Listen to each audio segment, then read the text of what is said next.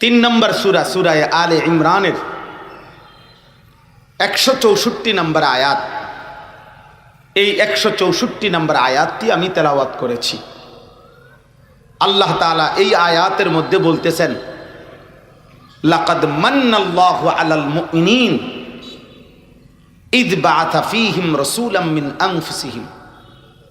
আল্লাহ তাআলা বলেন, সমস্ত ঈমানদার মুমিন, সমস্ত মুমিনদের উপরে আল্লাহ তাআলা সবচেয়ে বড় সর্বশ্রেষ্ঠ অনুগ্রহ করেছেন, দয়া করেছেন। কি?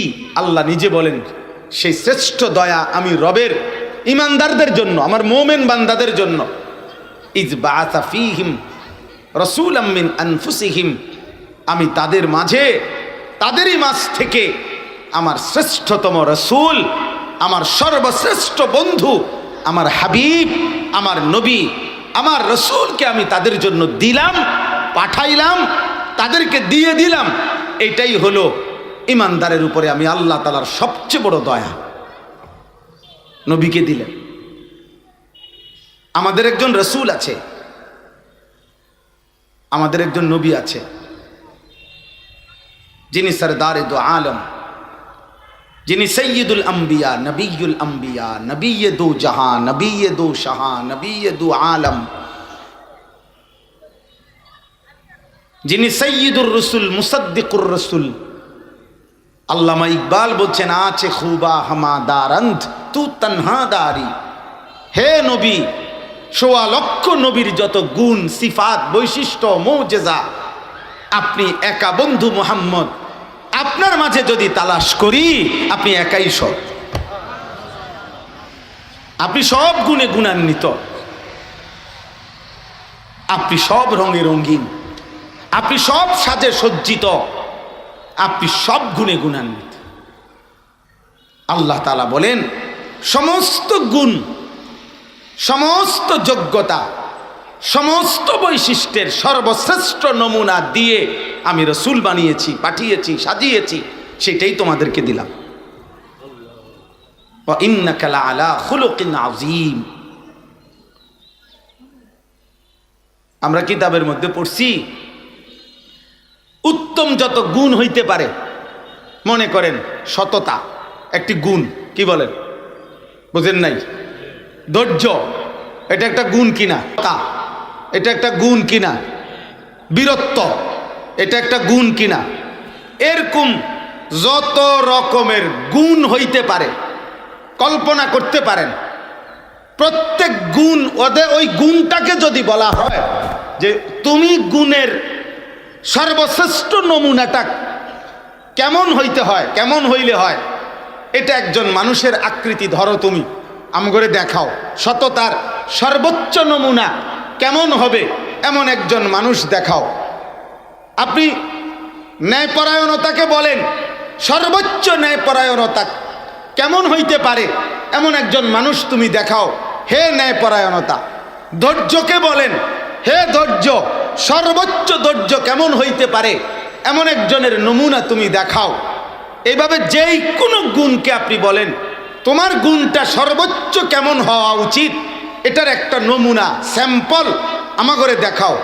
কিতাবে লিখছে, খুদার কসম, প্রত্যেকবারে যার আকৃতি ভেসে উঠবে, প্রত্যেক গুণের চূড়ান্ত পরিচয় দিতে গিয়ে তিনি শুধুই একজন মুহাম্মাদুর রাসূল সাল্লাল্লাহু আলাইহি ওয়াসাল্লাম। তিনি একজনই। সততায় যিনি শ্রেষ্ঠ, ন্যায়পরায়ণতায় যিনি শ্রেষ্ঠ, ধৈর্যে যিনি শ্রেষ্ঠ, বীরত্বে যিনি শ্রেষ্ঠ, দানশীলতায় যিনি শ্রেষ্ঠ, সব গুণে যিনি শ্রেষ্ঠ। ইয বাআসা ফীহিম রাসূলান, তাফসীরের মধ্যে আছে রাসূলান, এই তানবিন, তানবিনে তাজিম, এক শব্দ আল্লাহ বলছে রাসূলান, এই লান, এই শব্দটা তানবিন আছে এখানে। আরবি গ্রামারের নিয়ম অনুপাতে এই তানবিনটি শ্রেষ্ঠত্ব বুঝায়। তার মানে আল্লাহ তাআলা বলেন, যত রকমের শ্রেষ্ঠত্ব তুমি জানো বা জানো না, ভাবতে পারো, বুঝতে পারো, সব শ্রেষ্ঠত্ব দিয়ে আমি যেই রাসূলকে সাজিয়েছিলাম, সেই রাসূল তোমাদেরকে দিলাম, সেই নবী তোমাদেরকে দিলাম, যার জীবনের 24 ঘন্টার কোনো সেকেন্ডে ন্যূনতম কোনো ত্রুটি, কমতি, ঘাটতি নাই নাই। এমন শ্রেষ্ঠতম রসুল আমি ইমানদারকে দিলাম। লাকাদ মান্না, আমি দান করলাম, সর্বোচ্চ হাদিয়া দিলাম। আল্লাহ তাআলা বলেন সেই রসুল সমস্ত শ্রেষ্ঠত্ব পূর্ণাঙ্গ করে, সব গুণে পূর্ণ করে যেই রসুলকে আমি পৃথিবীতে ইমানদারদের জন্য দিলাম, সেই রসুলকে আমি 3টা দায়িত্ব দিলাম। কয়টা দায়িত্ব? 3টি।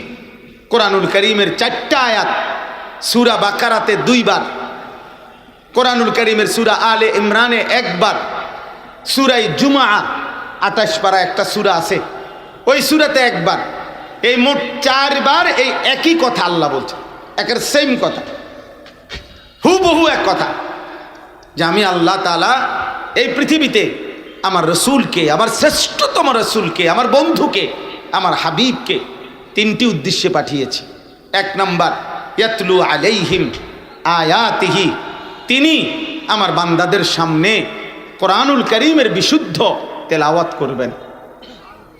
আমার একটা একটা ইমানদার বান্দাকে, তার একটা একটা ইমানদার উম্মতকে তিনি কোরআনুল কারীম তেলাওয়াত করবেন, কোরআনুল কারীমের তেলাওয়াত শেখাবেন, কোরআনুল কারীমের বিশুদ্ধ উচ্চারণ শিখাবেন, কোরআনুল কারীমের তেলাওয়াতের ভালোবাসা তার অন্তরে বসিয়ে দেবেন, কোরআনুল কারীমের সহি তেলাওয়াত তার জবানে উচ্চারণ করাবেন। এটা আমার নবী প্রেরণের, রসুল প্রেরণের 1 নম্বর উদ্দেশ্য। কে বলেছেন? আল্লাহ বলেছেন। 2 নাম্বার, ওয়ায়ুযাক্কিহিম, যাবতীয় মন্দ, অসৎ, খারাপ যত চরিত্র, অন্তরের যত কুস্বভাব, ভিতরের যত মন্দ স্বভাব, যত কুমন্ত্রণা, কুরিপু, যত অসৎ চরিত্র হইতে পারে, সমস্ত মন্দ অসৎ চরিত্র অন্তর থেকে দূর করে এই অন্তরটা, ভিতরটা সর্বোত্তম চরিত্রের আলোকে রঙিন করতে, সাজিয়ে দিতে, পবিত্র করে দিতে আমি আল্লাহ তাআলা আমার রসুলকে পাঠাইলাম। এই 2য় উদ্দেশ্য। তিনি আবু বকরের দিল যেমন সাফ করে দিয়েছেন, তো তার হাতের শেষ সাহাবীর দিলটাও তিনি সাফ করেছেন। প্রথম সাহাবী যেমন উত্তম আখলাকওয়ালা ছিল, শেষ সাহাবীটাও উত্তম আখলাকওয়ালা ছিল। আল্লাহ তাআলা বলেন এটা করার জন্য আমি আমার রসুলকে পাঠাইলাম। তাজকিয়া, তাজকিয়ায়ে নফস, ইসলাহে নফস, আত্মিক পরিশুদ্ধি, আত্মিক পবিত্রতা, অন্তরাত্মা আলোকিত করা। আর 3 নাম্বার, ওয়ায়ুআল্লিমুহুমুল কিতাবা ওয়াল হিকমা।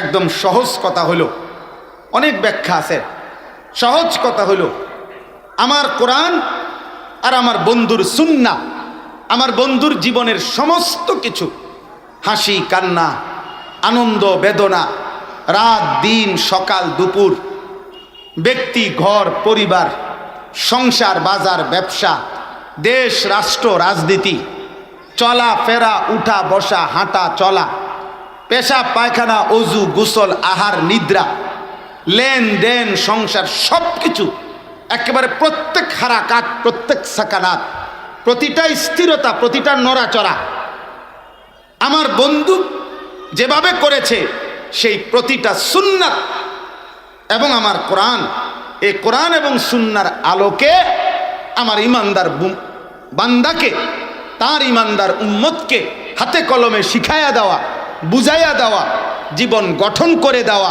কোরআন সুন্নার আলোকে, এই উদ্দেশ্য দিয়ে আমি পাঠিয়েছি। কয়টা হলো?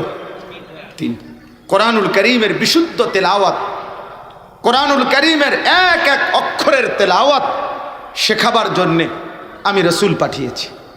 2, অন্তরাত্মাকে যাবতীয় মন্দ আখলাক থেকে পবিত্র করে উত্তম রঙে, উত্তম আখলাকে, উত্তম চরিত্রে সুসজ্জিত করার জন্যে আমি রসুলকে পাঠিয়েছি। কোরআন এবং সুন্নার আলোকে জীবন গঠন করে দেওয়া, ঘর সংসার বাজার ব্যবসা লেনদেন আয় উপার্জন, ব্যক্তি পরিবার দেশ রাষ্ট্র রাজনীতি, মানে এক কথা আমার ইমানদার বান্দার প্রতিটা নড়াচড়া, প্রত্যেকটা বিষয় কোরআন সুন্নাহর আলোকে কেমনে হবে, ওইটা হাতে কলমে বুঝায় দেওয়া, শিখায় দেওয়া, প্র্যাকটিক্যাল শিখিয়ে দেওয়া, গড়ে দেওয়া, এই উদ্দেশ্যে আমি রাসূল পাঠিয়েছি। তাহলে নবীজি সাল্লাল্লাহু আলাইহি সাল্লাম এই পৃথিবীতে আসলেন কয়টা উদ্দেশ্যে বলেন না আপনারা? 3টা উদ্দেশ্যে। এবার আল্লাহ শেষ কথা বলছেন, ওয়া ইন কানু মিন ক্বাবলু লাফি যালালিম মুবিন।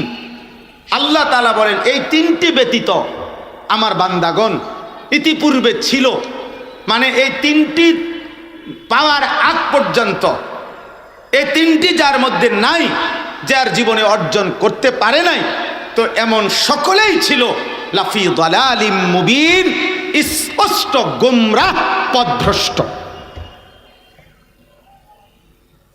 একদম সাফ বা কথা, লাফি যালালিম মুবিন।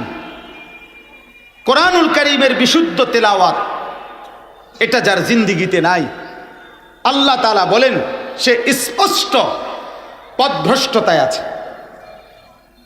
অন্তরাত্মা পবিত্র করা মন্দ অভ্যাস আখলাক থেকে এই ফিকির, এই চেষ্টা, এই মেহনত, এই সাধনা যার মধ্যে নাই, সে স্পষ্ট পথভ্রষ্টতার মধ্যে আছে।